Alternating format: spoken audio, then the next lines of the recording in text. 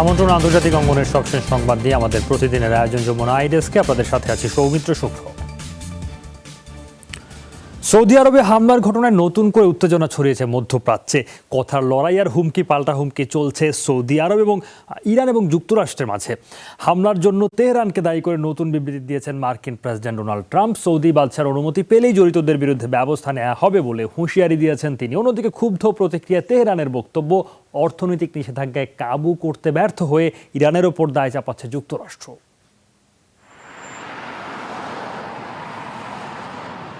তেল শোধনাগারে হুতিদের হামলার পর থমথমে পরিস্থিতি ইয়েমেন সীমান্তবর্তী সৌদি শহরগুলোতে। ক্ষোভ আর আতঙ্ক দেশটির সাধারণ মানুষের মাঝে।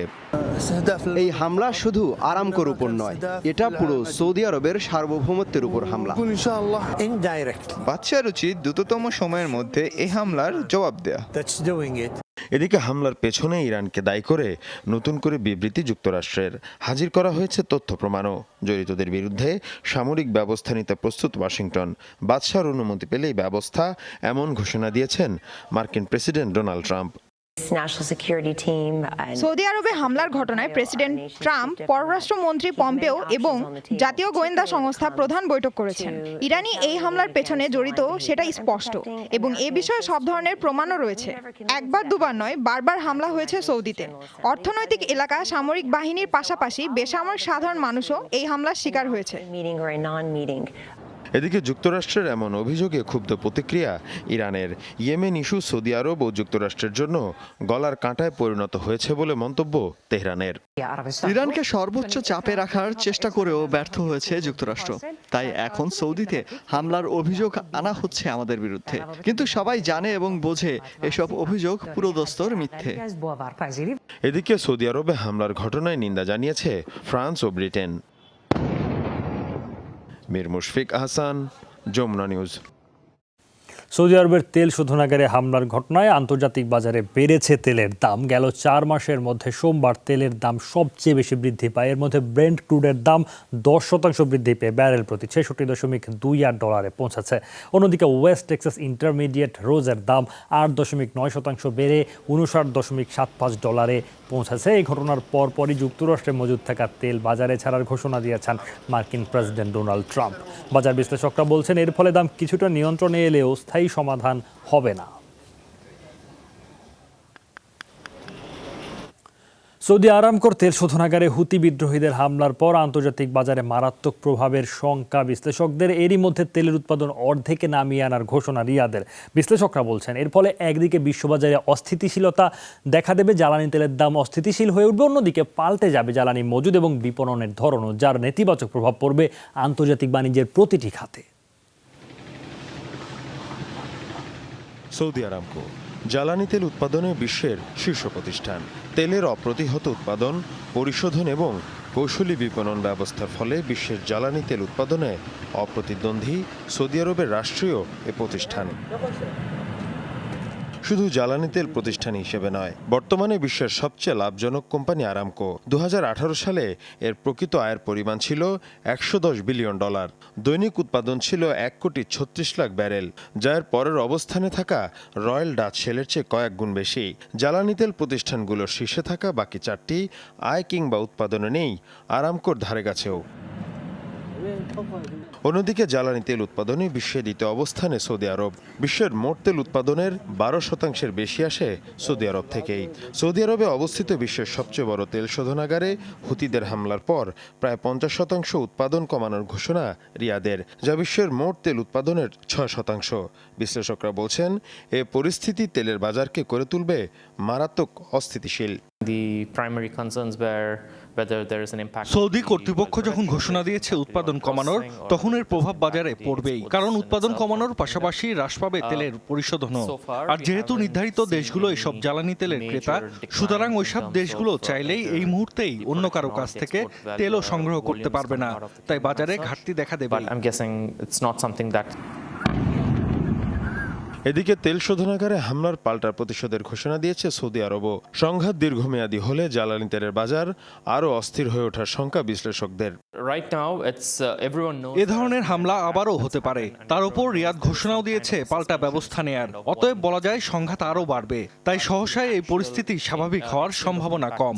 আর জ্বালানি তেলের বাজার অস্থিতিশীল হলে এর প্রভাব পড়বে আন্তর্জাতিক বাণিজ্যের প্রতিটি ক্ষেত্রে। আরামকো রপ্তানিকৃত তেলের 3/4 ক্রেতা চীন, ভারত সহ এশিয়ার বিভিন্ন দেশ। সৌদি আরব তেলের উৎপাদন কমিয়ে দেয় গ্যাস, কয়লার মতো অন্যান্য জ্বালানি পণ্যের দামেও বড় ধরনের পরিবর্তন আসার শঙ্কা সংশ্লিষ্টদের। মীর মুশফিক আহসান, যমুনা নিউজ। ৩৭০ ধারা বিলোপের পর জম্মু কাশ্মীরের পূর্ণাঙ্গ চিত্র আগামী 2 সপ্তাহের মধ্যে কেন্দ্রীয় সরকারকে প্রকাশের নির্দেশ দিয়েছেন সুপ্রিম কোর্ট। আজই দেশটির পররাষ্ট্র মন্ত্রণালয় জানিয়েছে 1 বছরে 2050 দফা অস্ত্রবিরতি লঙ্ঘন করেছে পাকিস্তান, নিহত হয়েছেন 21 ভারতীয়। এদিকে পাক প্রধানমন্ত্রী ইমরান খানের অভিযোগ, মানবিকতার তুলনায় ভারতের সাথে বাণিজ্যে যত্নশীল আন্তর্জাতিক মহল। এই কারণেই কাশ্মীর সংকট সমাধানে কারো টনক নড়ছে না।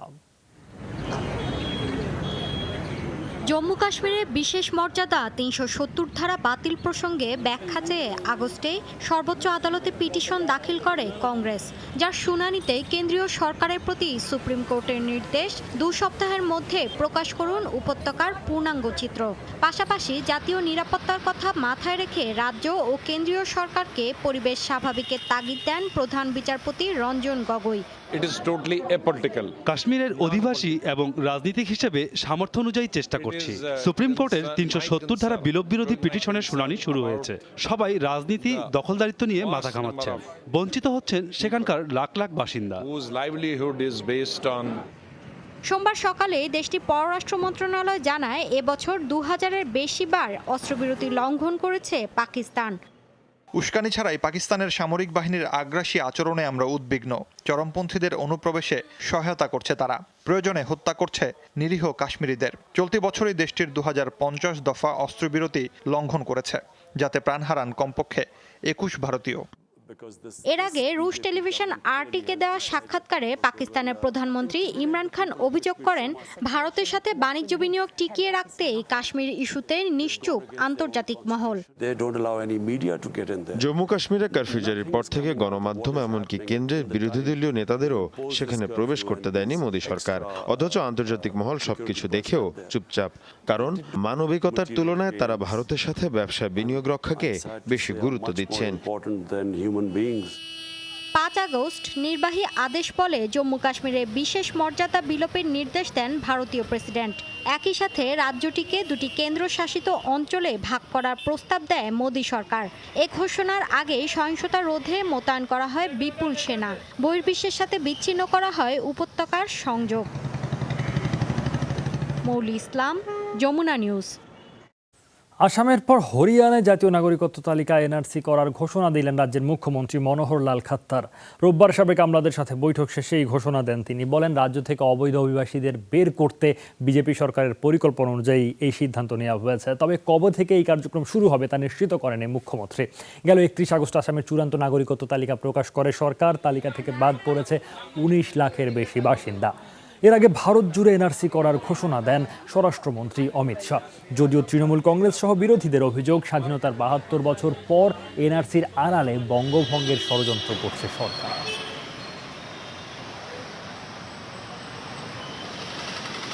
কোনোভাবেই ব্রেক্সিট কার্যক্রম পেছাতে চায় না ব্রিটেন। ইইউকে সাফ জানালেন ব্রিটিশ প্রধানমন্ত্রী বরিস জনসন।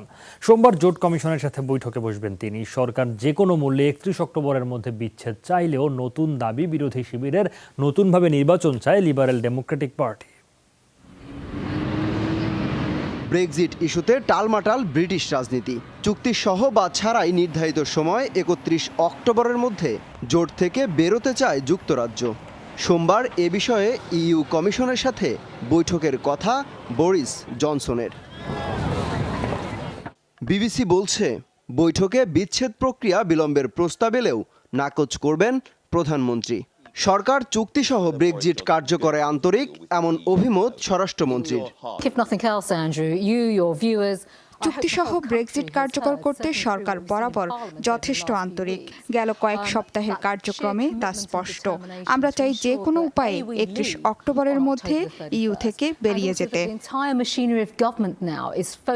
বিরোধী লিবারেল ডেমোক্রেটিক পার্টির নেতারা বলছেন, নতুন নির্বাচনের মাধ্যমেই আসতে পারে সংকটের একমাত্র সমাধান। এই মুহূর্তে ব্রেক্সিট কার্যকর হলে ভেঙে পড়বে দেশের অর্থনৈতিক ব্যবস্থা।